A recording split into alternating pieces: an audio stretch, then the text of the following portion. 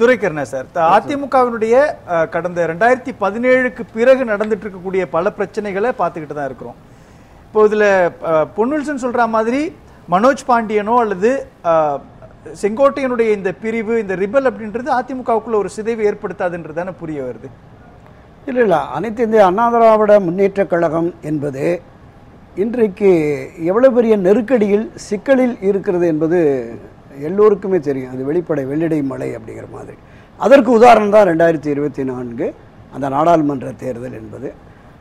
இந்த கட்சியை தொடங்கிய புரட்சித் தலைவர் எம்ஜிஆர் 77 தேர்தலின் போது சொன்னார், 1000 ஆண்டுகளை கடந்தும் இந்த அண்ணா திராவிட முன்னேற்ற கழகம் நின்று நிலைத்து நீடித்திருக்கும். இந்த கட்சியை எவராலும் அழிக்க முடியாது. ஒரு ராமச்சந்திரனை அழித்து விட்டால் அதிமுகவை அழித்து விடலாம் என்று கருதுகிறார்கள். அட பைத்தியக்காரர்களா, இந்த ஒரு ராமச்சந்திரன் போனால் 1000 ராமச்சந்திரர்கள் இந்த கழகத்திலே தோன்றுவார்கள் அப்படின்னு பேசினார். 52 வருஷத்துல நாம ஒரு சரிவை சந்திச்சுக்கிறோம் அப்படின்னு சொல்லி இதை உணர்ந்த முன்னணி தலைவர்கள் தான் போய் சொல்றாங்க, நிலைமை மோசமா இருக்கு. திராவிட முன்னேற்ற கழகத்தை தீவிரமாக எதிர்த்து களமாடிய தோழர்கள், தொண்டர்கள், அடிப்படை உறுப்பினர்கள், காலமெல்லாம் ரெட்டலைக்கு மட்டுமே எந்த எதிர்பார்ப்பும் இல்லாமல் வாக்களித்தவர்கள். அவங்களுக்கு ஊடக வெளிச்சம் கிடையாது, வெறும் கார்டு மட்டும் வச்சிருப்பாங்க. எலெக்ஷன்ல போய் ரெட்டலைக்கு ஓட்டு போடுவாங்க, வீட்டில் போய் படுத்துருவாங்க. அதுதான் அவங்க பணி. அவங்களுக்கு எந்த ஊடக வெளிச்சமும் இல்லை. இவர் சொல்றாருல 2,07,00,000 பேர், திரு எடப்பாடி சொல்றாருல கார்டு விநியோகம் பண்ணிட்டோம்னு. ஒரு 88-90 லட்சம் பேர் தான் ஓட்டு போட்டிருக்கான். 1 கோடிக்கு மேல போய் படுத்துட்டான்ல வீட்டில். அப்ப கட்சியினுடைய தலைமையின் போக்கு, கட்சி வகுக்கிற வியூகம், இது வெற்றி பாதைக்கு நம்மை அழைத்து செல்லாது என்கிற எண்ணமும் உணர்வும் ஏற்பட்டதால் தான் அவன் போயிட்டான். அப்ப இந்த பொன்னில்சன் சொல்றது ரொம்ப நுட்பமான இடம் இல்லையா? சொல்லுங்க. அவர் என்ன சொல்றாரு, செங்கோட்டையன் பல வருடங்கள் எம்ஜிஆர் காலத்திலிருந்து இங்க அதிமுகவுக்குள்ள இருக்கிறாரு.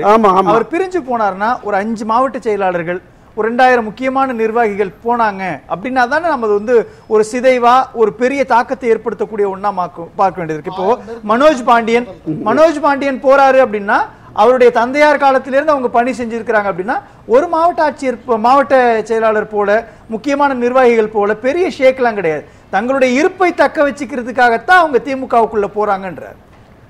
இப்போ நான் தொடக்கத்தில் சொன்னேன்ல, பல லட்சக்கணக்கான, ஏன் கோடிகளை தாண்டியும் வெறும் வாக்களிக்கும் உரிமை மட்டுமே பெற்றவர்கள் இருக்காங்கல்ல, அதுல 80-90% பேர் இவருடைய ஆதரவு நிலைப்பாட்டில் இருக்கிறாங்க. நீங்க அதை புரிஞ்சுக்கணும். நீங்க அமைச்சர்கள், எம்பிக்கள், எம்எல்ஏக்கள், மாவட்ட, நகரம், ஒன்றியம் என்று சில லட்சங்கள் இருக்கலாம், அதுல வந்து மாற்று கருத்துமே இல்லை. ஆனால் நான் குறிப்பிட்ட இந்த அடிப்படை வாக்காளர்கள், இவங்க ஒவ்வொரு நிர்வாகியும் போற போது இந்த கரவேட்டி கட்டிட்டு வெளியில போக முடியல, நீ ஆற்ற இருக்க இபிஎஸ்டியா, ஓபிஎஸ்டியா, சசிகலாட்டியா, தினகரட்டியான்னு கேட்கிறானுங்க, அசிங்கமா இருக்கு, எல்லாம் ஒன்னு சேர்ந்து வாங்கப்பா, அப்பதான் போய் நாங்க ஓட்டு கேட்க முடியும், கட்சி ஜெயிக்கும் அப்படின்னு பேசுறாங்க.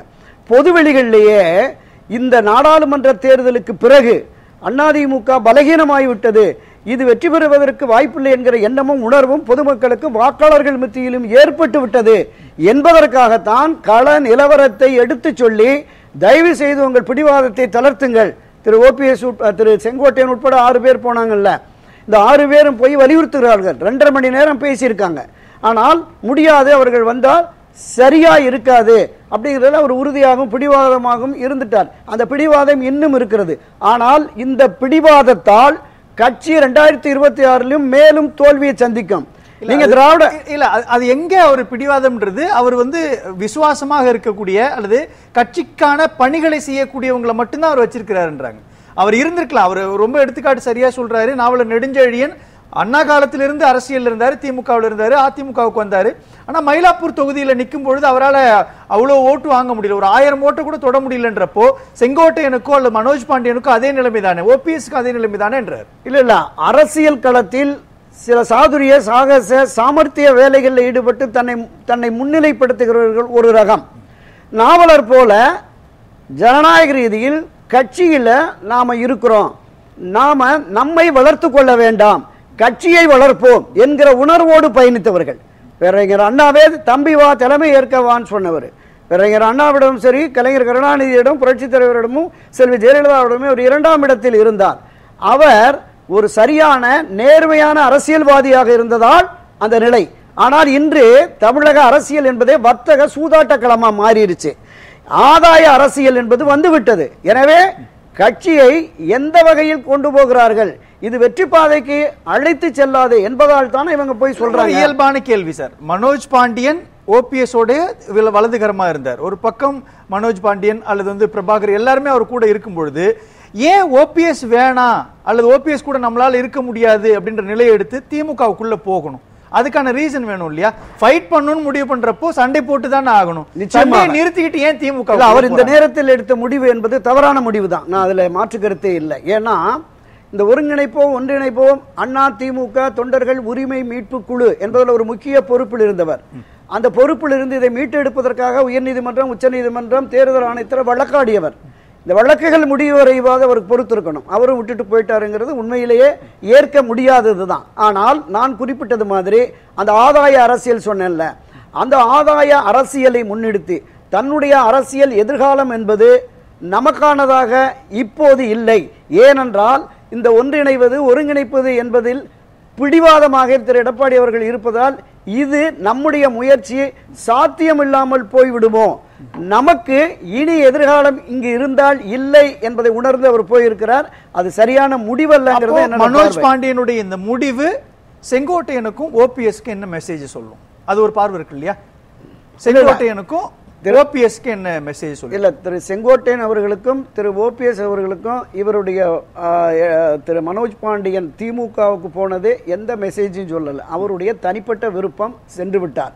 ஆனால் இந்த முயற்சியில் நாம் தொடர்ந்து ஈடுபடுவோம் என்கிற நிலைப்பாட்டில் இவர்கள் போறாங்க. இவங்க கடைசி வரைக்கும் நாம் போராடி பார்ப்போம். ஏன்னா 2026 அண்ணா திராவிட முன்னேற்ற கழகம் ஒரு தோல்வியை தழுவுமே என்றால் அதை தூக்கி நிறுத்துவதற்கு ஆளுமை மிக்க புரட்சி தலைவரோ செல்வி ஜெயலலிதாவோ இல்லை.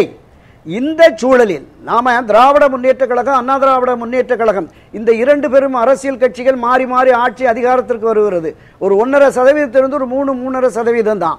ஆக இங்கு வெளியில டெல்டா மாவட்டம், தென் மாவட்டம், இப்போது கொங்கு மண்டலம் குறைந்தபட்சம் ஒரு 8-10% வாக்குகள் இவர்களால் நிச்சயமா இருக்கும்.